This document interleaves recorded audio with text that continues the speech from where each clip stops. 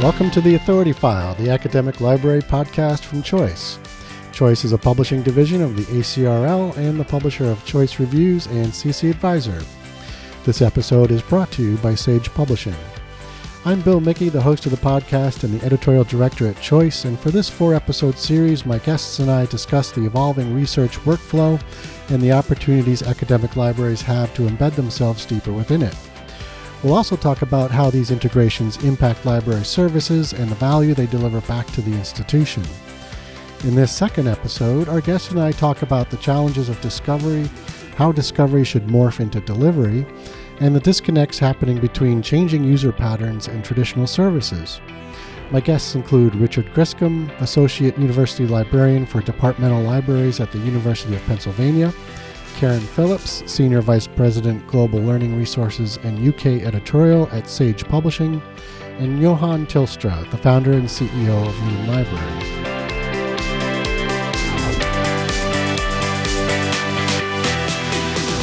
I want to sort of begin to move the conversation into sort of the idea of integrating the library into the teaching and research workflow.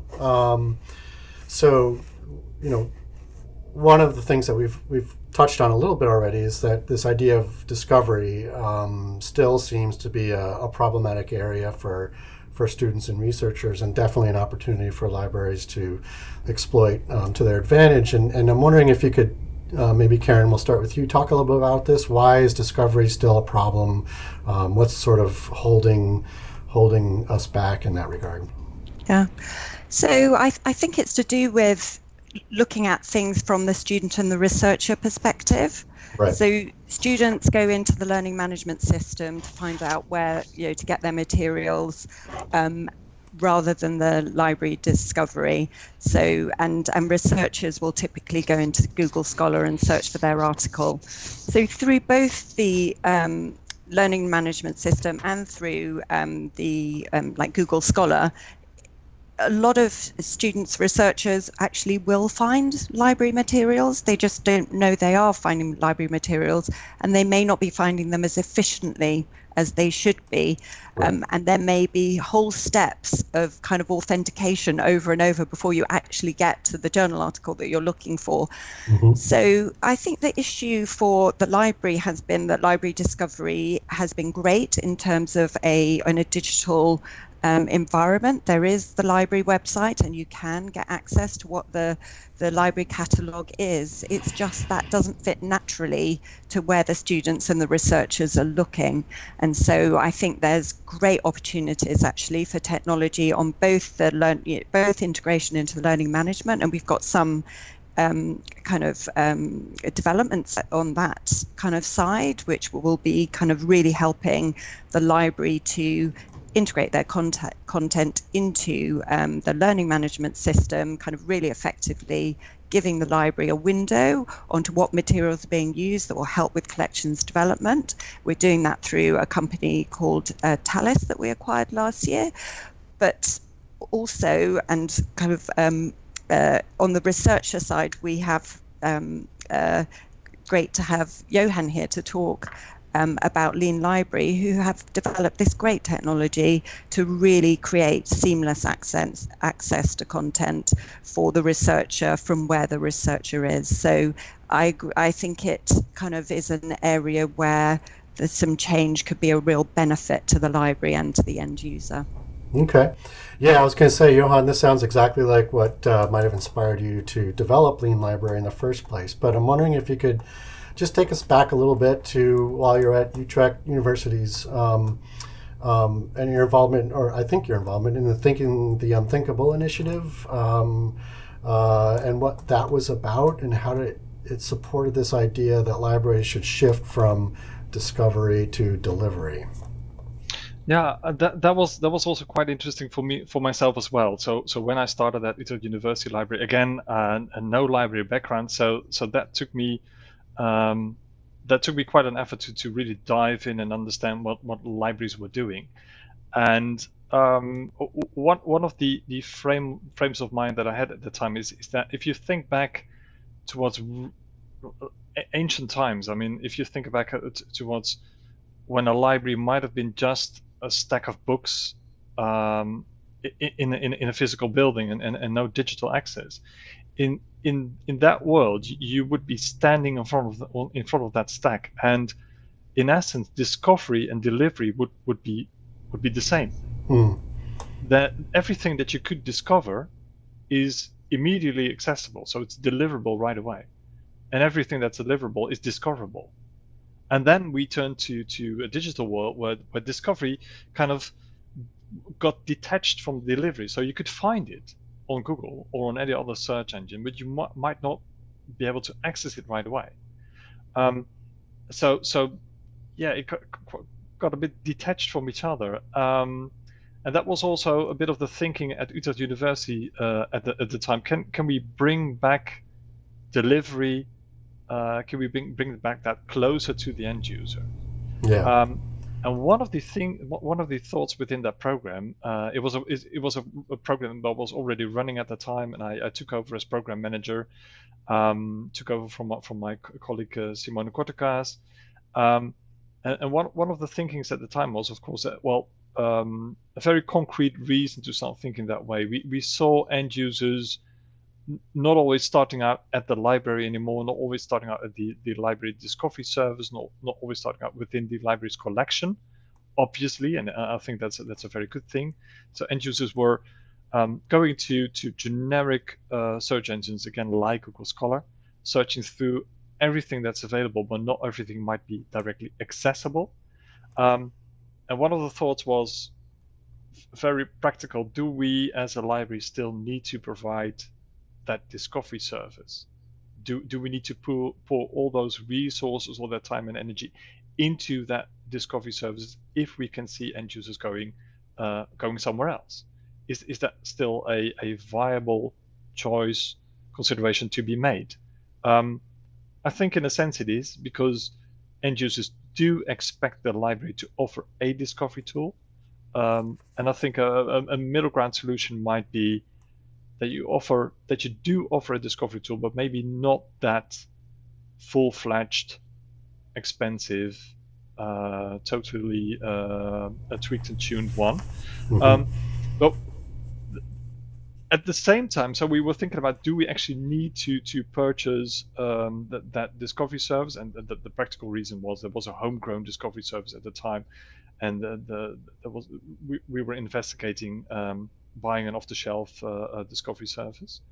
At the same time, I started thinking, well, if that's the case, if delivery and discovery are detached from each other, and we want to focus on delivery, can't we simply bring delivery back into the user's workflow?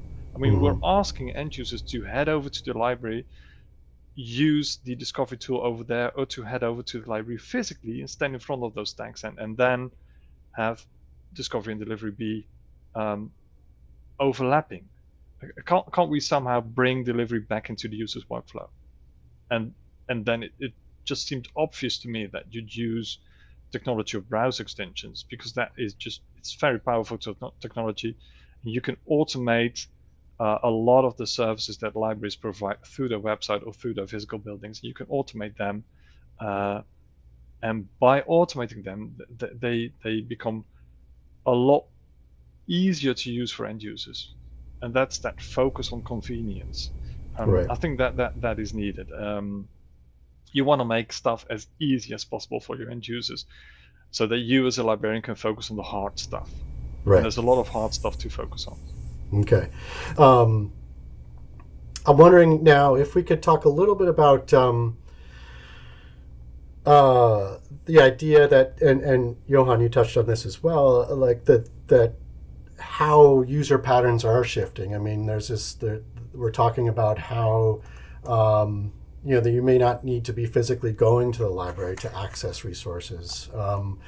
What is different now about how research is being performed, and where are the disconnects between what might have been traditional library services and these new user patterns? And Dick, I'll throw that over to you. Yes, so more and more of our subscription content is online now. 75% of our collections budget goes toward electronic resources, so a larger portion of our budget's going to electronic content. And as more of this content is available electronically, it's easier for students, faculty to do their work off campus. We don't have firm figures on how much use has moved off campus, but the anecdotal evidence is pretty strong. And users are more frequently discovering content, as Johan mentioned, outside the library environment, outside of our discovery system, through not only Google searches, but social media. They'll be reading a PDF, they come across a citation, and they search for that citation directly using Google Scholar rather than using our discovery system. So there are definitely changing patterns in user behavior as these discovery tools that aren't a part of the library become more sophisticated, and more content is no longer on paper. Okay, and then Karen or Johan, how are you seeing these sort of research habits changing as well? So I would say the big thing that I've noticed is, I think people are absolutely kind of using content, particularly journals content, digitally and searching digitally. I think that increasingly they're unaware that they're using library content. Mm-hmm. So they are going to kind of Google Scholar, they get through to their journal article and they think it's kind of fantastic that Google has got them their research article material for them, as opposed to actually seeing or being aware that this is the library collection that has been kind of, a lot of time and resource has been put into delivering to them. So I think just less awareness of where it's all coming from. And then the other thing in a lot of our markets globally is just more distance learners, more kind of remote access needed, more people who were working at the same time as researching or studying, and so kind of needing content on the go, which kind of is more possible in a digital environment, but it does mean that kind of the remote access is really important. Right. And then Johan, this is all kind of leading into obviously what inspired you to develop Lean Library, and so if you could kind of connect the dots for us here, like what sort of the idea of the browser extension and sort of easing that access to a variety of resources. So it was in a sense a bit of an aha moment, but it was nothing like a flash of genius, because I think with these kinds of things it's an idea whose time it has come, and there were already other experiments into this area. We had bookmarklets, mm-hmm. We had the libx browser extension, Lazy Scholar from Poland. So some things were already being done, and I think what I brought to the table is the idea that this could and maybe should be something that the library really offers as a professional tool, as a professional service to end users, not just as some small experiment or some hobby project, but really it felt to me that this is something that the library really needed to offer. I thought this could be a next pillar next to the physical building and next to the website. Mm-hmm. And and I can't comment too much on changes over time in terms of libraries, because again I don't have a very long history within libraries, but the absolute nice thing I think we got to do with developing that browser extension is that we started out with just a very small experiment, just a prototype, and we had a real strong focus on getting end user feedback.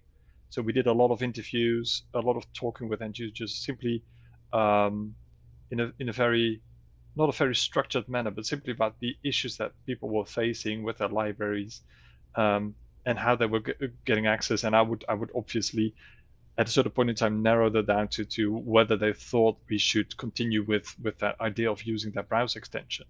But what I did hear quite often, and which really resonated with me, is that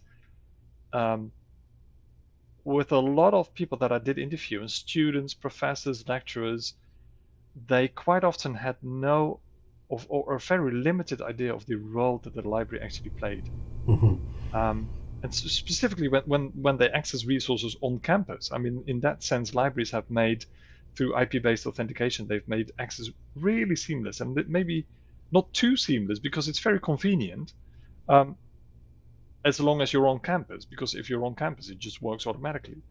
But while it's very seamless when you're on campus, the other side of that is that when you go off campus, something technical happens, and that technical thing is simply that you shift over to another IP range. Something technical happens, but to an end user, that's just incomprehensible. Right. So they've got access when they're in a certain location, and they don't have access when they're in another location. And somewhere in between, something technical has happened, and all of a sudden they don't have access anymore, and they don't think about the fact that they've been using access provided through the library when they were on campus. So they're also not thinking about going through the library when they're off campus. From an end user perspective, that is just, it's not a very nice experience. Mm-hmm. And Dick, I can see you nodding your head vigorously here. What would you say to that in terms of your sort of on the ground perspective? That's definitely our experience, and because our goal is to provide seamless access, I think one concern of ours has been these challenges that users face when they're at the coffee shop, even across the street from where the library is. They will not have that seamless access, and because the IP address at the coffee shop is not affiliated with Penn, a publisher's website does not recognize them as being affiliated with Penn, so they push them to a paywall. And for many students, they're confused by this. They'll simply abandon their pursuit for that document. Some of them will actually pay for the document, believe it or not. Faculty tend to be a bit more sophisticated, and some of them realize that, yes, I have to go back to the library discovery tool and search for this article again to get access to it. But it's all far more complicated than it should be. You just heard from Richard Griscom, Karen Phillips, and Johan Tilstra. This concludes the second of our 4-part series on how academic libraries can embed themselves deeper into the research workflow. This episode was brought to you by Sage Publishing. Be sure to join us next week when we'll talk about patron privacy as academic libraries explore a wider range of technical solutions to enhance existing services and introduce new ones. We don't have to monetize any user data. We don't need that data. We don't want that data. Obviously, we thought about how great it would be that if you're in the end user's browser and you're using browser extensions, you manage to have a lot of end users install your browser extension. You could see loads and loads of stuff, and you can. And it's great on one hand, but it's also terrifying on the other, because who knows what happens. Find all of the episodes of The Authority File on your favorite podcast app or on our website, choice360.org. Just click on the librarianship dropdown. On choice360.org, you'll also find information on Choice's entire product platform, including Choice Reviews, CC Advisor, Choice Webinars, resources for college libraries, our white papers, and a whole lot more. A great way to keep up with The Authority File is to join the Choice Authority File Facebook group, which you can access via the Choice Reviews Facebook page. As a member of the group, you can give us feedback, suggest podcast participants, chat with other listeners, and submit new topic ideas. Sponsorship and advertising for the Authority File podcast are handled by Choice's advertising manager, Pam Marino, and all of our episodes are produced by Choice's digital media specialist, Mark Dirks. That's all for this week. Thanks for joining us.